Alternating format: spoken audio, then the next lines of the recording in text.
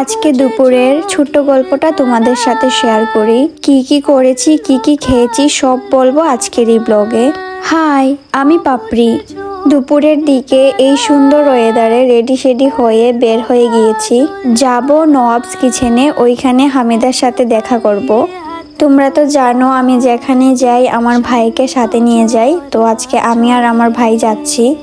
আজকের ব্লগটা না অনেক ছোট, আমার কাছে যেগুলা ক্লিপ ছিল ওইগুলা দিয়ে খুব ছোট্ট একটা ব্লগ বানিয়েছি। তোমরা অনেকেই আমাকে মেসেজ করছো যে দিদি ব্লগ কেন দিচ্ছ না। আমার কাছে তেমন ব্লগ নেই যেগুলো তোমাদের সাথে শেয়ার করব। আর প্রতিদিন যদি ডেইলি ব্লগ দেই তোমাদেরও দেখতে বিরক্ত লাগবে যে এক ধরনের ব্লগ ডেইলি ডেইলি দিচ্ছি। যাই হোক, এসে দেখি হামিদা এসে আমাদের জন্য অপেক্ষা করছে। আমাদের বাসা তো অনেকটা দূর, যেখানেই যাই না কেন অনেকটা লেট হয়ে যায়। নওয়াবস কিচেনের ইন্টেরিয়রটা তো অনেক সুন্দর, তোমরা জেনে থাকবে। আমি আজকে ফার্স্টে এইখানে গিয়েছি, আমার কাছে বেশ ভালো লেগেছে ওদের ইন্টেরিয়রটা। একটু পরে আমাদের ফুড চলে এসেছে, আমরা অনেক কিছু অর্ডার দিয়েছি। নওয়াবস কিচেনের খাবার দাবার যে কতটা ভালো সেটা তোমরা অনেকেই জানো। আমার নতুন করে বলার কিছু নেই, অনেক অনেক রিভিউ আছে ওদের ফুড নিয়ে, অনেক ভালো ওদের ফুড কোয়ালিটি।